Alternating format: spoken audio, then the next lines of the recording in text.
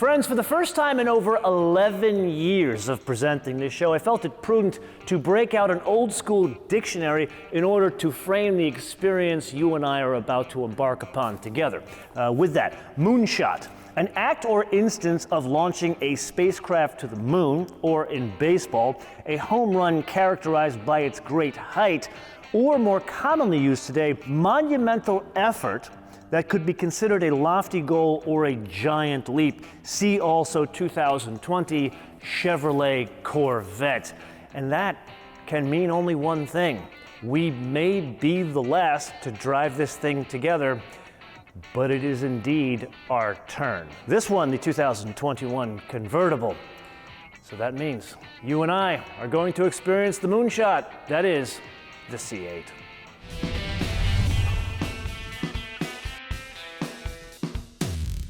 First things first, it was incredibly difficult removing the engine covering because there are 18 different hex bolts one has to remove individually. May I make a suggestion? Find an easier way to do this. Either way, a 6.2 V8, 490 horsepower, comes in at 6,450 RPM, and 465 pound-feet of torque that comes in at 5,150 RPM. And with that, major respects to the dearly departed Mr. Van Halen. That said, this one has a performance exhaust fitted to it, which changes the output to 495 on horsepower and 470 on torque. And this is where we get to the rather unfortunate news. There is only one transmission on offer, and no, it is not a manual transmission. However, the automatic they have chosen is interesting for a couple of reasons. First, the packaging. Remember where the engine is, so the transmission doesn't sit up there, it sits back there in like this space. We'll talk more about that later.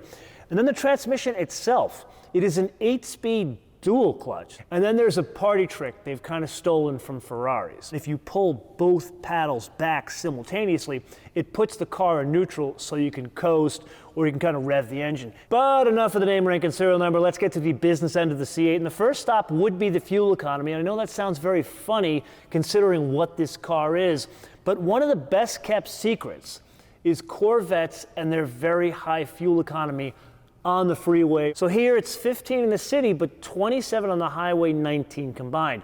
Then the real business end, which would be the performance figures. 0 to 60, and keep in mind, this is the entry-level Corvette. This is not the ZR1 or the Z06.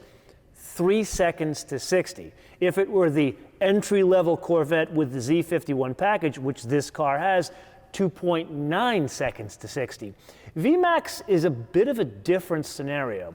194 miles an hour in the basic Corvette, 184 with the Z51 package. Have I told you there are some benefits of fiberglass? 3,467 pounds, or depending on how you express your weights and measures, 1,572 kilograms. For the avoidance of doubt, that's about 100 pounds heavier than if this car were a coupe. With that, track mode. Oh man, this is quick. There is really good power from way down low. I'd say somewhere around 2,000, 2,500, and here I am pushing it hard between 5,000 and 5,500. This is definitely not your grandfather's Corvette V8. It isn't just that it's naturally aspirated, it's good and it's naturally aspirated. Cooper convertible, the setup of the underpinnings are the same. The foundation being double wishbones all the way around with coil springs, and then it's a staggered wheel and tire setup, very similar to a 911, just a bit smaller. 19s in the front, 20s in the rear. From there, they layered on two interesting items. In the rear, a stabilizer bar. In the front, an axle lift system. Now, truth be told, a front axle lift system is not entirely new. We've seen it in many other cars. What the C8 pioneered was adding a memory system to it. So let's say, for the sake of discussion, your driveway is like this, and every time you go in there with your low car, you scrape the front. Here, you can set it in the memory so the car automatically raises the front before it gets to that point. Now, while we're on the topic of other OEMs, I do feel it prudent to point out the size of this vehicle. Most people are surprised when they see it in person because they look at it and say, wow, that's a really small car. It's really short. In reality, it's not that short. It is a full 10 plus inches longer in wheelbase than a 911, and it's over 4 inches longer in overall length. Then for the Corvette nerds that have already noticed those brake calipers, what is the Z51 Performance Package? Well, it kind of transforms the car. Doesn't change the wheel and tire setup per se, it changes them to a summer-only tire, but then it adds a very important option, which is the performance exhaust. Then it changes the brakes. In the front, it goes from 12.6-inch diameter rotors to 13.6-inch diameter rotors, and then the calipers change. Whether it's Z51 or not, it's 4-piston calipers, but Z51 calipers are monoblock. That's a single casting. Then in the rear, the rotors grow from 13.3 inches to 13.8. Yes, I did say the rear brakes are larger than the front brakes.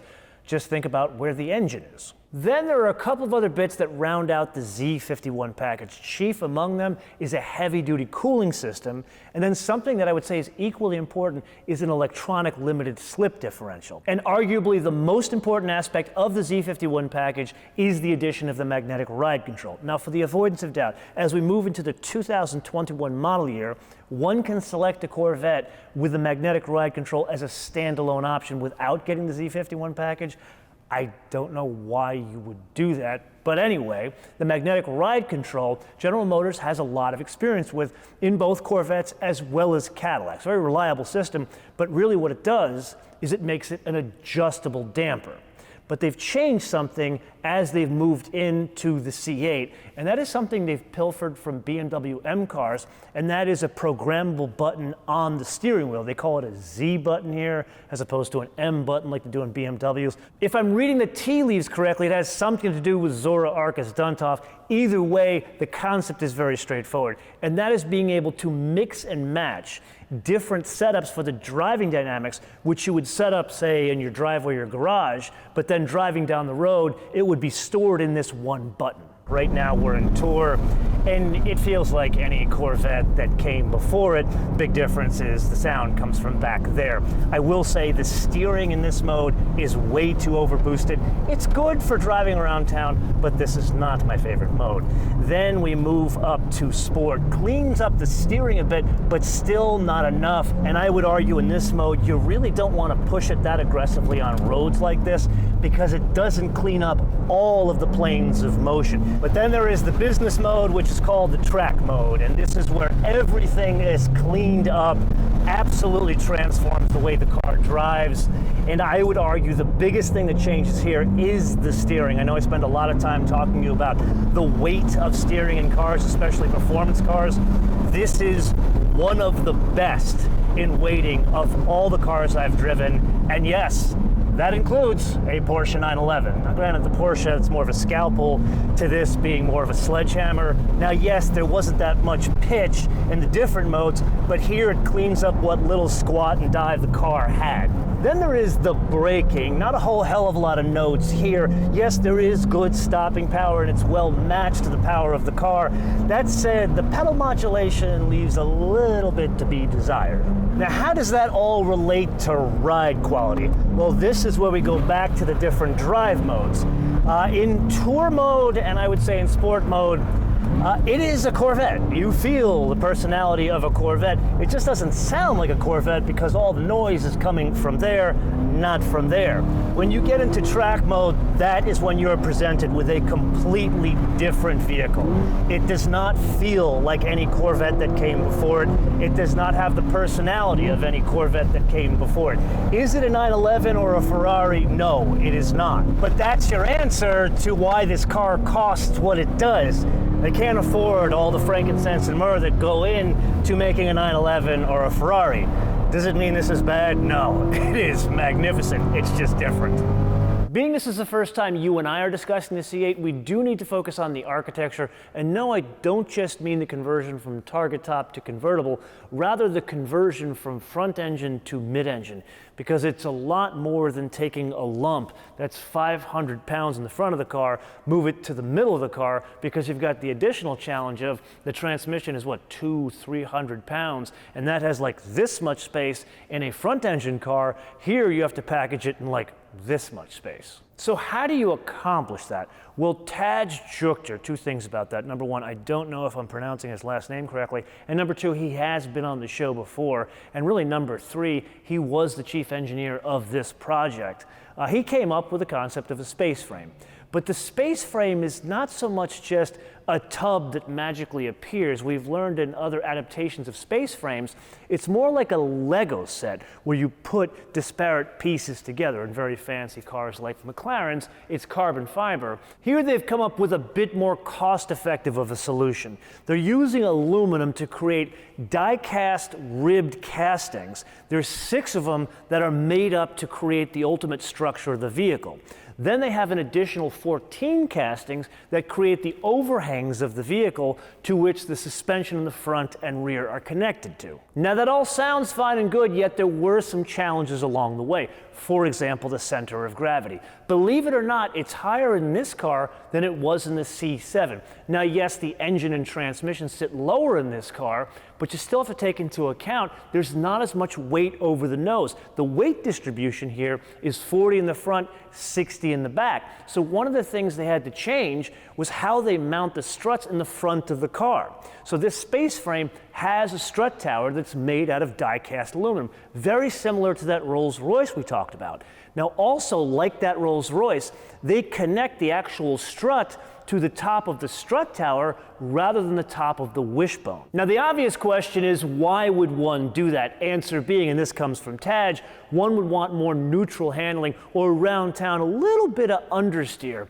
And from what I understand, that came from very early years where his dad used to drive 911. So one could say there's a little bit of 911 in every new C8. Now that's around town, but what are the ramifications in track environments of having 60% of the car's weight over the rear wheels? One great example is oil supply. During the testing before the car came out, they found that if they pushed the car at limits on a track, the engine was oil starved. So one solution they came up with was making a dry sump lubrication system standard, but it still didn't work. So they had to add a second oil scavenge pump to make the system work at limits. Then there's the obvious as it relates to you and I today, the fact that we are driving the convertible flavor of the C8. The usual details apply here. Top goes up and down at the touch of a button, can operate up to 30 miles an hour, and takes about 16 seconds.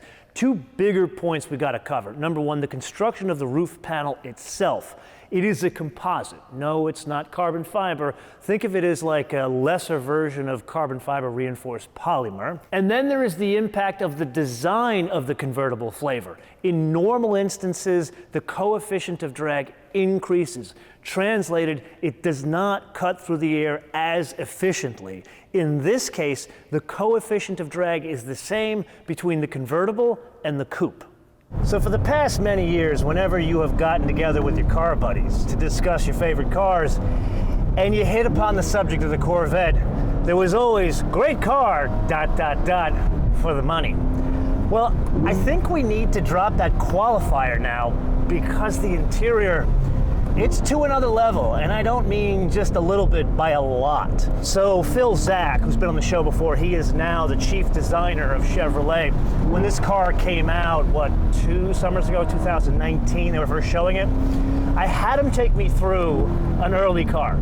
And I wanted him to point out, what's the difference between a 1LT, a 2LT, and a 3LT? Because I wanted to understand the basic car, the one for 60 grand, what does it look like on the inside? Because what you are looking at here is a 2LT. This is a mid-grade car. But believe it or not, even in the basic car, the materials are pretty good. However, there is a bit of an asterisk there. It's all related to where the material resides in the vehicle. So if it's lower in the vehicle, it's lower in quality. If it's higher in the vehicle, it's better in quality. Like, for example, the door panels, the dash covering. Somewhat related to that, the switchgear is all very good. Then there's the elephant in the room, and that would be the console design. Now, when you see this thing in pictures, you scratch your head. That's at least what I did. But then when you see it in person, you realize there are 3 different toggle switches. One for the temperature for me on this side, one for the temperature for you on that side down here, and one for the fan. So in reality, one can use it without taking their eyes off the road, which is a good thing. But when you want to switch on and off the air conditioning compressor or change the flow of the air, that's where you have to take your eye off the road and go over here. And then there is my arch nemesis, the push button shifter or pull button shifter that does both things. I didn't like these in Ford Edsels. I don't like these when they're rotary controllers in like Chryslers and Fords, and I don't like them push button in modern cars nowadays, especially a Corvette. Yes, it is indeed that time again to play your favorite game, Mind the Options game, with today's contestant. The first ever Corvette, or what I believe to be the first ever Corvette that we are featuring in a round of this game. I do need to confirm that with Kumo. Either way, this one is the first ever C8 convertible, the 2021 Corvette convertible for $66,400. Then we need to have a discussion about the color. This one is a red Corvette. Something about that just works, now doesn't it? And it really is an attractive color on this car, especially with the natural interior, which is a tan, and it's two-tone across the interior along with some contrast stitch. That said, General Motors, they're taking a bit of a different direction with the C8. One can customize the look of the car. Yeah, there are many different funky colors on offer, but you can also select the color of the side blade, the wheels, the brake calipers, the seat belts. In fact, this car has one of those options, and it pertains to the roof. The choice being you can have the whole roof or just half of the roof painted in this carbon flash. In this case, it's half the roof, and that adds an additional $1,295. Then we press on to the second most important option on this car, and that is a package called the 2LT package. That adds a number of things, but the stuff that stands out is navigation, the Bose stereo, which kind of kicks, the head-up display, to me, very important, the data recorder, heated seats and ventilated seats, heated steering wheel, and if those weren't enough options involving heat in a fair weather car, heated folding door mirrors, a Qi wireless charger, and then very important, more adjustments to the seat, specifically power lumbar and bolster adjustments. That is a $6,800 option package. And that brings us to the case of the person who wants either this $60,000 hardtop Corvette or the $67,500 convertible Corvette. There is one option that all Corvettes must have, and that is the Z51 Performance Package. We already discussed why it is very important. However, the cost, it is an additional $5,000. To that, we add the GT bucket seats. These are the more performance-oriented seats. There's two different seat options on offer on top of the basic seat. This one is by far the better of the two. And it's not just the kind of thing where you would want to use it for track days. These are far more comfortable in that they're more supportive. I don't know if I've told you this many times before, but it's kind of like picking the right ski boot for a ski day. If the ski boot doesn't fit, you are going to have a very bad day on the slopes. Same deal here. Now let's go back to those customization options. First up being the brake calipers. Here they've been spec'd in red. Now, I'm never mad at red brake calipers. They look great on Porsches. But this is a scenario where there are so many other colors on offer. So if you're gonna spend $595 extra on the color for the brake calipers, pick something that is more interesting. Then something I absolutely love. Torch red seat belts work incredibly well with the natural leather interior. I've seen yellow seat belts in a gray car, also looks really good. Either way, $395. Then the only other thing we add is a destination and handling fee of $1,095 from the exotic port of call of Bowling Green, Kentucky, which I believe has been the home of Corvettes since the 60s when they made the switch from St. Louis to Kentucky. That in turn brings us to the final price of this vehicle, $84,570. So with all this excitement, there is one rather important piece of business we have yet to tend to. And that would be a bit of a different experience. Can't say it's completely different in terms of driving dynamics or ride quality or even exterior noise for that matter, which leads us to a rather interesting party trick here. As part of the convertible mechanism, the rear window slides up and down electronically. There's a button over here next to the button for the roof. So you could put the rear window down as you're driving it with the roof up, kinda like a Chevy pickup. Yes, it is that good. As a matter of fact, it's better. So much so, and don't tell Zuffenhausen I said this thing will be a nightmare for the Porsche Boxster GTS 4-liter. As a matter of fact, the very car we drove today, with all these options, is still significantly cheaper than the basic GTS 4-liter, which means the only thing we have left to discuss is the wish list. And here, if the car's the moonshot, I'm going to put a moonshot on the wish list. Which brings us back to the Porsche world, because you and I both know that Zuffenhausen literally prints money with limited run high-performance derivations of their sports cars. Why can't Corvette do the same? And no, I don't mean Z06s and Z01s. I'm thinking something a bit different. Something along the lines of a Corvette GT3. I'm thinking coupe, could be convertible, not fussed either way, but it would start with something lighter weight. Now keep in mind, the car we drove today, in the grand scheme of things of the performance car world, this is already kind of lightweight, but I'm thinking sub 3,000. Then perhaps a high feature V8, and then absolutely a manual transmission. Now I admit, this is quite a moonshot, yet this is the point of the episode where I turn it around to you guys. Feel free to opine in the comments below. Should we continue with a moonshot idea like that for the wish list, or something perhaps a bit more pedestrian? Let me know in the comments below, or via our social media, MOTOMAN TV, all one word, MOTOMAN TV, all one word, Facebook, Twitter, and Instagram. And with that, I knew this was going to be good, but I didn't know it would be the moonshot that it is. Until I see you next time, bis später.